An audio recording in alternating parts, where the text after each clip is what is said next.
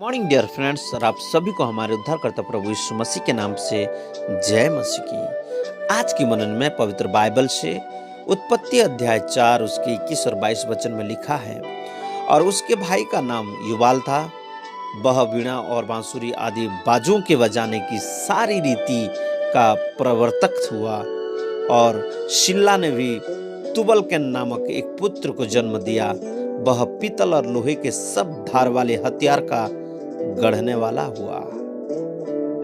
कुलुसियों की पत्री अध्याय 1 उसके 10 वचन में भी लिखा है, ताकि तुम्हारा चाल चलन प्रभु के योग्य हो और वह सब प्रकार से प्रसन्न हो और तुम में हर प्रकार के भले कामों का फल लगे और तुम परमेश्वर की पहचान में बढ़ते जाओ। ओ प्रभु का धन्यवाद हो। धन्यवाद के योग्य परमेश्वर, जीवित परमेश्वर का कोटि कोटि धन्यवाद हो, जो कि आज के इस संदर्भ में से प्रभु आपको और मुझे मसीह में रचनात्मक व्यक्तित्व के बारे में प्रभु आपको और मुझे अपने पवित्र वचनों से सिखाना चाहते हैं। इसलिए आइए थोड़ी देर हम परमेश्वर के पवित्र वचनों से मसीह में रचनात्मक व्यक्तित्व के बारे में सीखने के लिए अपना कान और ध्यान परमेश्वर के पवित्र वचन की ओर लगाएं और परमेश्वर के वचन को सुने, क्योंकि आत्मा कलीसिया से यूं कहती है, जिसके कान है वह सुने। जब परमेश्वर ने मनुष्य की सृष्टि की तब आदम में परमेश्वर की सर्वोच्च व संपूर्ण सृष्टि समाई हुई थी।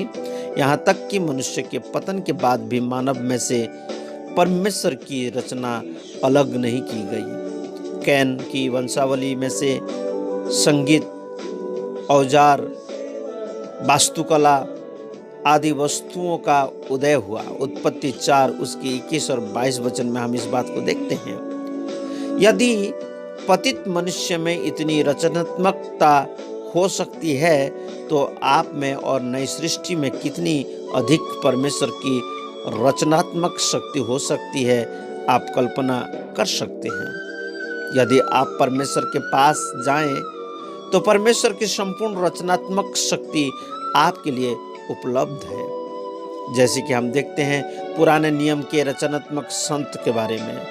पुराने बाचा में रहने वाले लोग सिर्फ मसीह के आगमन का इंतजार कर रहे थे। वे परमेश्वर की रचनात्मकता को अद्भुत तरीके से प्रकट करने में सक्षम थे। दाऊद एक रचनात्मक व्यक्ति था। उसके सैकड़ों गीत उसकी कलाकारी को प्रकट करते हैं। मेरे आजीजों, उसके पास संगीत निर्देशक, संगीतकार, गायक दल आदि लोग थे। पहला इतिहास 15 उसके 16 से 26 वचन तक हम इस बात को देख सकते हैं। सुलेमान में भी जबरदस्त रचनात्मक शक्ति थी। उसके समय काल में कोई भी जन उसके समान बुद्धिमान नहीं था। दूसरा इतिहास अध्याय 9 उसके 1 से 12 वचन में हम इस बात को देख सकते हैं। सारे भविष्यद्वक्ताओं में भी यह रचनात्मक अभिषेक था, जो अपनी भविष्य सूचक बातों से कोलाहल मचा देते थे। और एक साधारण चरवाहा यूसुफ अपनी रचनात्मक योग्यता के कारण मिस्र के साम्राज्य का संचालन कर पाया। उत्पत्ति 45 उसके 26 वचन में हम इस बात को पढ़ सकते हैं। बाइबल के एक महान विद्वान ने कहा, मसीहत के देशों तक पहुंचने से पहले कोई भी देश किसी भी वस्तु की खोज नहीं कर पाया। इसलिए बहुत से आविष्कार और सैकड़ों नियम को द्वारा किए गए हैं। वह कहते हैं कि जापान ने भी दूसरे देशों में रहने वाले मसीहों के आविष्कार की केवल नकल की या थोड़ा बहुत कुछ उसमें जोड़ दिया। लोगों में अनंत जीवन की सामर्थ्य कुछ इस तरह काम करती है। मेरे आजीजों, वह इस बात का भी दावा करते हैं कि दवाइयाँ या हवाई जहाज आविष्कार करने वाले जितने भी वैज्ञानिक हुए, वे या तो स्वयं विश्वासी थे या उनके माता पिता प्रभु यीशु मसीह को मानने वाले, जानने वाले विश्वासी थे। आपने जो अनंत जीवन प्राप्त किया है वह आप में वास करने वाले परमेश्वर का रचनात्मक जीवन है मेरे आजीजों। अगर हम पिता के बारे में, हमारे स्वर्गीय पिता के बारे में देखते हैं तो हमारा स्वर्गीय पिता भी एक रचनात्मक पिता है। आपका परमेश्वर पिता रचनात्मक का सृजनहार है। आप अपनी बाइबल के पहले ही पृष्ठ में आप उससे सृष्टि के रचयिता के रूप में देख सकते हैं। उसकी प्रत्येक रचना उसकी रचनात्मक शक्ति का बखान करती है। विभिन्न प्रकार के रंगीन फूल गीत गा हम चिड़ियों की भिन्न आवाज़ों को और रेंगने वाले जानवर, करोड़ों तरह की कीटाणु और अलग अलग तरह का फल फूल, नीला आकाश, साफ पानी, रंगीन धूल और यह सूची इसी प्रकार बहुत बड़ी होती चली जाती है। इस पिता ने अपनी जीवन आप में फूंक दिया है। उसकी रचनात्मक शक्ति की महानता पर विचार करें। यदि आप इस क्षमता या शक्ति को अपनी आत्मा से स्वतंत्र करते हैं तो क्या होगा, थोड़ा सोचिए मेरे आजीजों। यूहन्ना 7 उसके 38 वचन में हम देखते हैं और हम देख सकते हैं रचनात्मक प्रभु यीशु मसीह के बारे में। यीशु प्रभु इस संसार के सबसे रचनात्मक व्यक्ति हैं। वह सिद्ध मनुष्य व सिद्ध परमेश्वर के रूप में इस संसार में आए। उसने परमेश्वर की संपूर्ण रचना शक्ति को प्रकट किया। उसके सारे दृष्टांत में हम देखते हैं उसकी रचनात्मक शक्ति के बारे में बताते हैं। उसने अति जटिल सत्यों को बहुत ही आसानी से लोगों को समझाया और उसका प्रत्येक चमत्कार उसकी काल्पनिक शक्ति को प्रकट करता है मेरे आजीजों। उसकी अनंत योजना व कलीसिया के लिए दर्शन, अधिकारों का बंटवारा, शिष्यों का चुनाव, जबरदस्त स्मरण शक्ति इत्यादि उसकी अद्भुत बुद्धि व निपुणता के बारे में बताती है। जरा सोच कर देखो कि वही यीशु प्रभु आप में जीवित है और आप उसमें जीवित हैं। कुलुसियों की पत्री 1:27 में हम इस बात को देख सकते हैं। और हम आखिरी बात जो देखते हैं, रचनात्मक पवित्र आत्मा। पवित्र आत्मा एक रचनात्मक आत्मा है। वह एक सुंदर कवि है। आप उससे भरे होने पर स्वतः गीत गाने लगते हैं।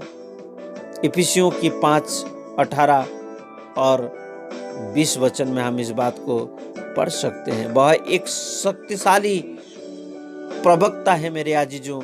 आप में भिन्न भिन्न प्रकार के भाषा बोलने की क्षमता या योग्यता आप में प्रकट की गई परमेश्वर की रचनात्मक शक्ति है।